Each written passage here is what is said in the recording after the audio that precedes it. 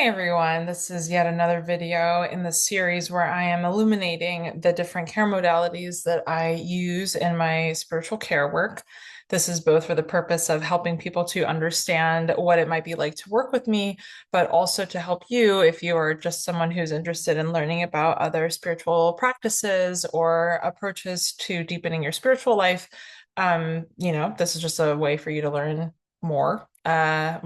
possible tools to put in your toolkit. And if you are a spiritual care provider yourself, this is also a way for you to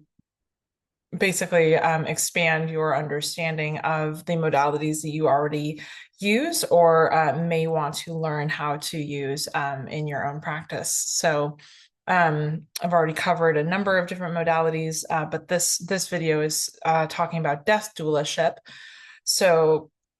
if you are not familiar with what a death doula is, I'll refer to another type of doula that more people usually are familiar with, which is a birth doula. And if you're not familiar with a birth doula is someone who accompanies a pregnant person through the course of their pregnancy and is also often present at their labor, and then often also helps them postpartum, post-birth with adapting to their life as the parent of this new child. So a doula is an ancient Greek word for it translates to handmaiden, but it denotes someone who is of service to someone who is undergoing a major transition or a threshold crossing of some sort. So birth, obviously, for both the parent and the child, that's an obviously huge transition and threshold crossing, as is death. And as you know, sort of like the other end of that spectrum of the life spectrum, we have birth and we have death. And a death doula, somewhat similar to a birth doula, accompanies someone as they are preparing for their death, either because they have received a terminal diagnosis and are, anticipating that they will pass away in the near future, or it can also be helpful to work with a death doula if even if you're perfectly healthy or young, and you don't have any reason to assume that you're going to be passing away soon, but you recognize that you have a relationship with death that might not be very rich, or might be one that's laced with a lot of fear and negative connotations, and you want to explore what it might be like to develop a new relationship with your inevitable death and what it means to be be a mortal being who will someday die. Recognizing that in the cultures that many of us live in this day and age are ones that actively try to avoid thinking about that until the moment comes, and then that's a really unfortunate time to start to really think about what it means to be mortal. So working with a death doula is, even if you don't have a terminal diagnosis, or even if you're not a very elderly person, it can still be a really rich and beautiful way to deepen into a relationship with your eventual death, so as to also cultivate a deeper relationship with your life and what what that means to have been gifted the capacity to be incarnate in this moment, and to have particular dreams and aspirations, and maybe also responsibilities, as an incarnate living person. If you are someone who is looking at the reality of dying in the near future, again, because of a terminal illness or for some, other reason, like, old age, death doulaship can also be a really beautiful container for helping you to reckon with any fears that you might have, which would be understandable if you had some about dying. It can also help you to clarify if there are any things or conversations or experiences that would be good to have before you die. I don't focus in my own work on the practicalities of death and dying in the sense of like I don't support people in navigating legal systems or medical systems or anything like that. But you know, if there are questions of that sort, I can help point you to resources for that. But primarily, what I seek to help people with when they are looking at, you know, a soon to come experience of dying, um, is to really give them spiritual space to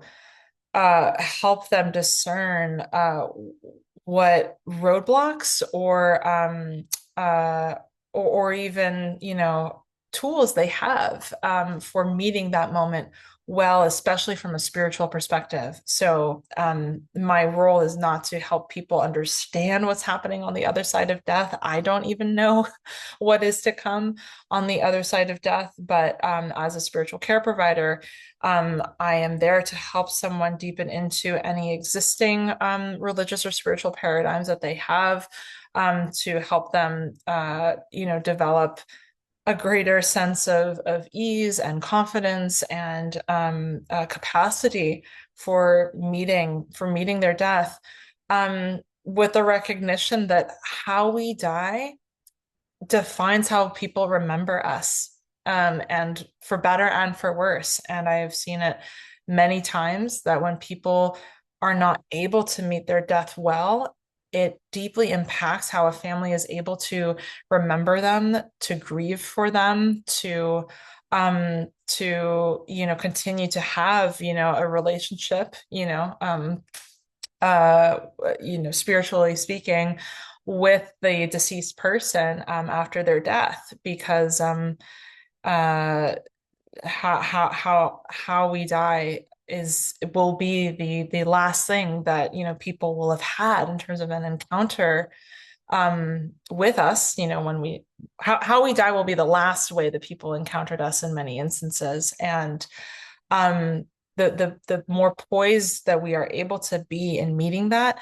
it is a gift to not only our memory, but to the family and the community that we touch throughout our lives, in perpetuity,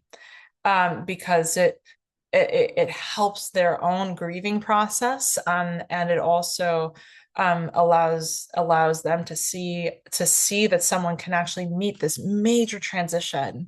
um, with care, with poise, with dignity, and with you know, sometimes confidence even. And in a culture that is so afraid of death in a manner that is very unusual in the historic scope of human existence, because most cultures had a much more intimate relationship with death and dying than we do now. Um, this is of the utmost importance that we reinvite ourselves, our communities, our families, back into a healthier relationship with the dying process, because it is through having a healthy relationship with death and dying that we are also able to honor life and living well. But when we are constantly seeking to avoid the reality of death, a whole lot of things end up going awry, because we are trying to control something or prevent something that is not ultimately controllable, and it is not preventable. And so the more that we're able to work with someone like a death doula or any number of other type of care providers, such as you know, a religious figure in one's own tradition, um, you know, someone who is familiar with the death and dying process, such as, you know, like staffers at a local hospice, even volunteering at a local hospice, can really help us to become more and more um, comfortable with, at ease with, and even intimate with the process of dying, such that it's not just this like hugely unfamiliar and terrifying experience, for us when we meet it for ourselves, or for, you know, a loved one who is in the process of dying. So, you know, again, if you are someone who is navigating a terminal illness and for whom death is imminent or somewhat imminent, it can be really, really beneficial, not just for you and your personal process, though that is, of course, the focus of death doula work with someone like me. It's also beneficial for the entire community that you care about and who cares for you. That you are able to meet your death and your dying with as much support, with as much care, and again, if not confidence, then at least a kind of poise, because it will it will define how people remember you by, and will also define the moments, in those very, very final moments, how you're able to meet that threshold crossing, whatever's to come on the other side. So if you're interested in the possibility of working with a death doula, there are lots of resources on the internet that you can look into. There are lots of online directories with many, many other providers. I'm certainly not the only one who offers this kind of work, and there are doulas who have more or less focus on different aspects of the dying process. Some are a lot more equipped and comfortable and wanting to do more of like logistical stuff. Others are kind of more like me and work on, offering spiritual care for a person. You may also want to work with someone who is local to you for a variety of reasons that would be understandable. Or if you find someone who's the right fit and they offer virtual care from afar, that's obviously also an option.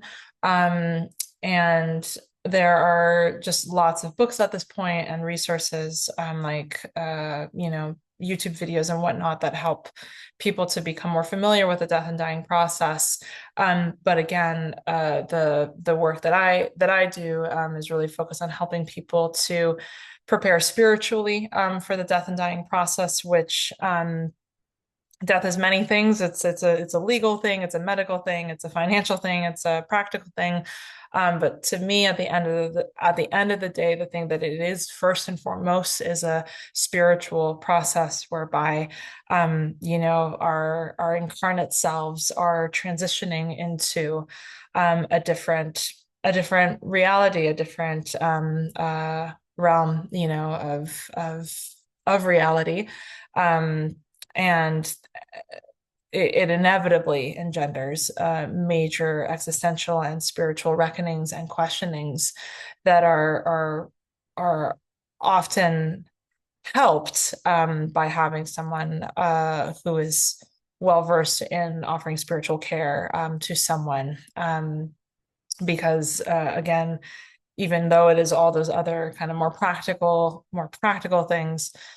death is the greatest threshold that one will ever cross other than their own birth. And it is the ultimate and final threshold that we cross in these particular forms that we're in. And because it is of such an ultimate nature, of such a final nature, I encourage you to think of it not just as a practical medical thing, but as a spiritual experience that merits being approached with reverence and with devotional care, because it is a very rich place to deepen into one's own sense of belonging to all that is greater than us. So wherever you are on your life's journey, whether you are nearing the end of it or are at a much younger stage, but wanting to imbue the remaining days that you have with more meaning by virtue of developing deeper kinship with death, I highly encourage working with a death doula who can help you explore your relationship with death and dying, and prepare yourself spiritually, especially for that moment that we will all eventually have the honor of crossing. So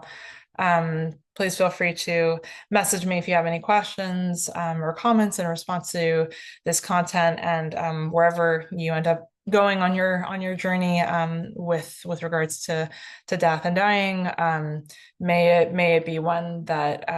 is imbued with depth, with meaning, and with care. Thanks so much for listening.